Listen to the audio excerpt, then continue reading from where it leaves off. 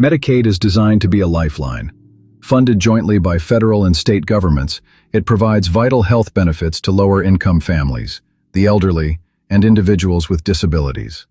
But wherever hundreds of billions of dollars flow, bad actors see an opportunity.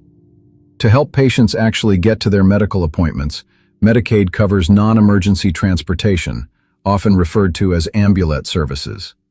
To bill the government for these rides, transportation companies must enroll in the program and strictly certify that the rides they are billing for were medically necessary, legally compliant, and actually performed.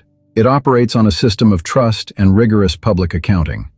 But when that trust is broken, it can drain millions from public funds.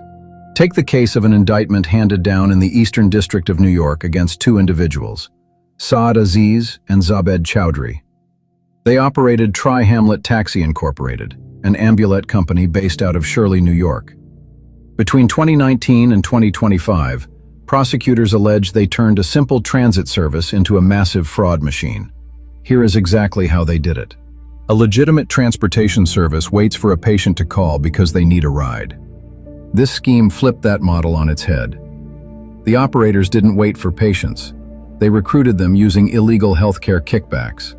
According to the indictment, Aziz and Chowdhury regularly handed out cold, hard cash directly to Medicaid beneficiaries. Why? To induce them to specifically request Tri-Hamlet Taxi for rides to various addiction treatment centers. If a beneficiary agreed to use Tri-Hamlet, they got a cut of the action. Once they had the patients on board, the next step was maximizing the payout on every single trip. Medicaid pays transportation providers based on distance. The further the drive, the higher the reimbursement rate. To artificially inflate their costs, the defendants instructed beneficiaries to provide entirely false home addresses as their pickup locations. They picked fake locations that were much further away from the treatment centers than their actual homes, forcing Medicaid to pay artificially inflated rates for long-distance trips. Furthermore, they instructed patients to bypass perfectly good addiction treatment centers close to their actual homes to go to facilities much further away, just to run up the odometer on paper. But inflating the mileage wasn't enough. The most brazen step of the fraud involved ghost rides, billing for services that never happened at all. Tri-Hamlet allegedly submitted thousands of fraudulent claims to Medicaid for transportation services that were completely fictional. They collected full government reimbursements for trips where the vans never left the lot, and the patients never stepped foot inside a vehicle. The scheme was highly profitable, but it caught the attention of federal law enforcement. To prove the fraud, federal agents launched an undercover sting operation using two undercover officers posing as Medicaid beneficiaries. The defendants treated the undercover officers just like their other recruits. They submitted claims to Medicaid, stating they had successfully transported these undercover officers to addiction treatment centers. In reality, the officers were never transported and never received any medical treatment. The paper trail pinned the defendants down perfectly.